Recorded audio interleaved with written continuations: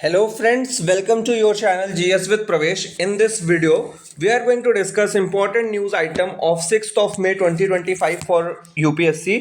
UPSC के हिसाब से 6 मई 2025 की जो भी इंपॉर्टेंट न्यूज़ हैं उनको हम लोग यहाँ पर डिस्कस करेंगे। और जब तक आपके पास ये वीडियो पहुँचेगा तब तक एक ऑपरेशन इंडिया ने लॉन्च किया है पाकिस्तान के ऊपर पहलगाम अटैक के बाद, ऑपरेशन सिंदूर। ठीक है, तो याद रखिएगा, Operation Sindoor has been launched by India for attacking Pakistan. ठीक है, पाकिस्तान ऑक्युपाइड कश्मीर में जो टेरर हाइड आउट्स हैं उनको डिस्ट्रॉय करने के लिए ऑपरेशन सिंदूर जो है वो लॉन्च किया गया है। ठीक है, तो इस चीज़ को याद रखेंगे हम लोग। एंड नेक्स्ट न्यूज जो आज की हमारी है that is related to Australia's prime minister. And कल प्रधानमंत्री नरेंद्र मोदी जी ने एंथनी एल्बेनीज को ऑस्ट्रेलिया का 32nd प्राइम मिनिस्टर बनने पर बधाई दी है। ठीक है, तो अभी ऑस्ट्रेलिया के प्रधानमंत्री कौन है इस चीज़ को याद रखिएगा, एंथनी एल्बनीज। ठीक है, इसके अलावा प्राइम मिनिस्टर ने एंथनी एल्बनीज जी को जो एनुअल इंडिया ऑस्ट्रेलिया समिट होती है एंड क्वाड समिट जो इंडिया इस बार होस्ट करने वाला है साल के अंत तक, उसके लिए आमंत्रित किया है। ठीक है, तो क्वाड समिट। ठीक है, अभी क्वाड क्या है? क्वाड से आप समझिए कि क्वाड्रिलेटरल। ठीक है, क्वाड मतलब होता है 4, इंग्लिश में क्वाड का मतलब होता है 4 एंड इट इंक्लूड्स 4 कंट्रीज। तो कौन कौन सी 4 कंट्रीज हैं क्वाड के अंदर? एक तो इंडिया हो गया, दूसरा यूएस हो गया, तीसरा ऑस्ट्रेलिया हो गया और चौथा जापान हो गया। ठीक है, और ये चारों देश जो है इनको क्वाड कहा जाता है। एंड इंडिया जैसे इंडियन ओशन में है, ऑस्ट्रेलिया का भी इंडियन ओशन लगता है and Australia and Japan share Pacific ocean. ठीक है, तो ये इंडो पैसिफिक एक तरह का ऑर्गेनाइजेशन है जो बेसिकली मतलब बाहर से तो ये है कि we are coordinating but internally it acts as a counter to China. China को काउंटर करने के लिए ये ऑर्गेनाइजेशन काम करता है, कोऑर्डिनेट करने की कोशिश करता है। ठीक है, तो ये हो गया। अब थोड़ा सा ऑस्ट्रेलिया के बारे में देख लेते हैं। तो ऑस्ट्रेलिया के बारे में हम लोग एक चीज याद रखेंगे कि Australia is an island continent. ये एक देश भी है और अपने आप में कॉन्टिनेंट भी है। It is an island continent located in the southern hemisphere. कहां पर है? सदर्न हेमिस्फीयर में है। ठीक है, it is 6th largest country by area. अगर एरिया के हिसाब से बात करें तो ये 6वां सबसे बड़ी कंट्री है, 6th लार्जेस्ट कंट्री। अब ऑस्ट्रेलियन कॉन्स्टिट्यूशन से इंडियन कॉन्स्टिट्यूशन ने भी कुछ चीजें ली हैं, तो हम उसको भी देख लेते हैं कि क्या चीजें हैं जो हमने ऑस्ट्रेलियन कॉन्स्टिट्यूशन से ली है।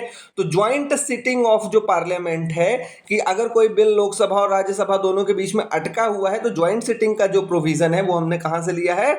ऑस्ट्रेलिया से लिया है। ठीक है, इसके अलावा जो हमारे एक लिस्ट है कंकरेंट लिस्ट, वो हमने कहां से लिया है? वो भी ऑस्ट्रेलिया से लिया है। ठीक है, तो याद रखिएगा हमारे कॉन्स्टिट्यूशन में 3 लिस्ट हैं। एक यूनियन लिस्ट जिसमें यूनियन गवर्नमेंट लेजिस्लेट कर सकती है, एक स्टेट लिस्ट जिसमें स्टेट लेजिस्लेट कर सकता है, तीसरी है कंकरेंट लिस्ट जिसमें स्टेट और यूनियन दोनों लेजिस्लेट कर सकते हैं but in case of any contradiction union law will prevail. तो ये हमने कहां से लिया है? ऑस्ट्रेलिया से लिया है।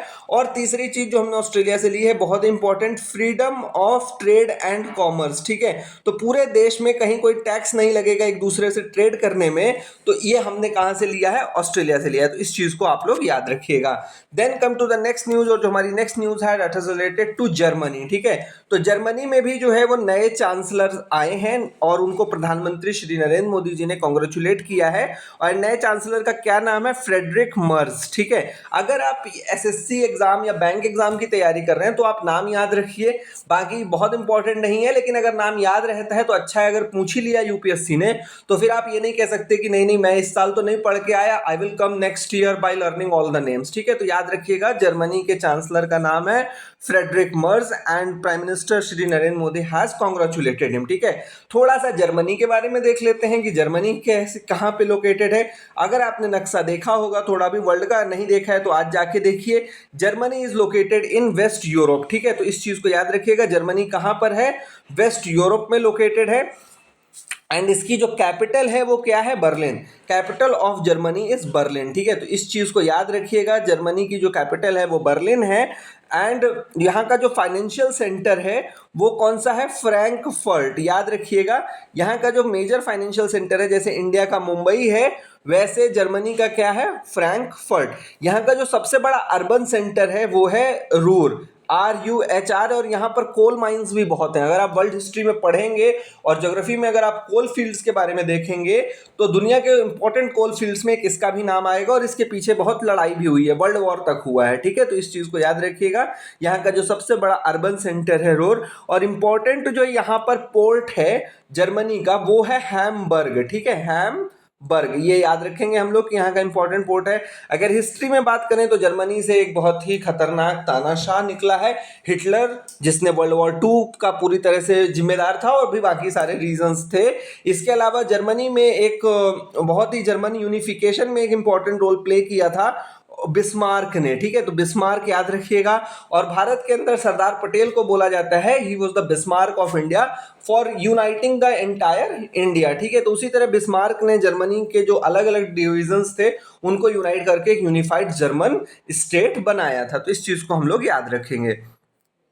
Now come to the next news, और जो हमारी नेक्स्ट न्यूज है that is related to Indian Institute of Foreign Trade. और Indian Institute of Foreign Trade जो है वो न्यू दिल्ली के बाद अपना सेंटर जो है वो गिफ्ट सिटी अहमदाबाद गांधीनगर में खोलने वाले हैं, ठीक है। तो इस चीज को याद रखिएगा। Indian Institute of Foreign trade का जो एक ऑफ कैंपस है वो कहाँ खुल रहा है, गिफ्ट सिटी गांधीनगर में, ठीक है। अब इसके बारे में थोड़ा सा देख लेते हैं Indian Institute of Foreign trade के बारे में।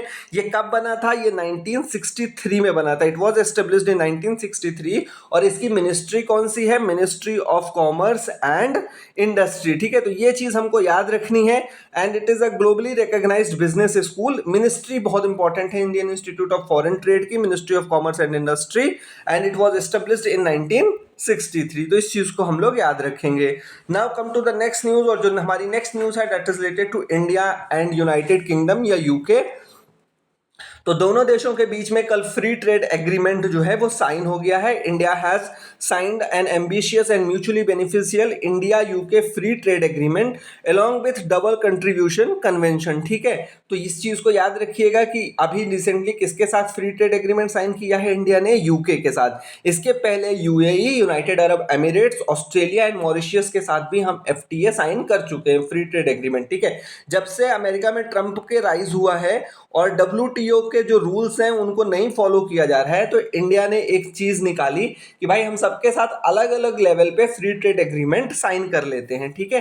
तो इस चीज को याद रखिएगा। फ्री ट्रेड एग्रीमेंट्स के जो फाइनल पॉइंट्स हैं वो बाद में आएंगे, I will make a separate video on that. पर अभी के लिए हम याद रखेंगे कि इंडिया यूके के बीच में फ्री ट्रेड एग्रीमेंट साइन हुआ है। और एक शब्द आया है यहाँ पर, डबल कंट्रीब्यूशन कन्वेंशन, ठीक है, डबल कंट्रीब्यूशन कन्वेंशन। अब ये क्या चीज है, और क्योंकि आपसे अगर कोई चीज़ ये प्राइम मिनिस्टर ने कल हाईलाइट किया है डबल कंट्रीब्यूशन कन्वेंशन को, तो हमारे लिए इंपॉर्टेंट हो जाता है। तो इसको समझ लेते हैं हम थोड़ा सा, डबल कंट्रीब्यूशन कन्वेंशन को, ठीक है।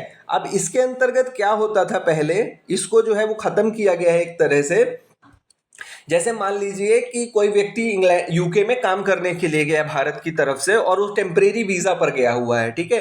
किसी कंपनी ने, मान लीजिए कि कोई टीसीएस या इन्फोसिस ने उसको भेजा, तो वहां पर जाने के बाद सोशल सिक्योरिटी जो उनका हेल्थ इस सेक्टर की स्कीम थी, उसमें कंपनी को 500 पाउंड्स पर ईयर आपको देने पड़ते थे। 500 पाउंड्स पर एम्प्लॉय पर ईयर कंपनी को भरना पड़ता था, ठीक है।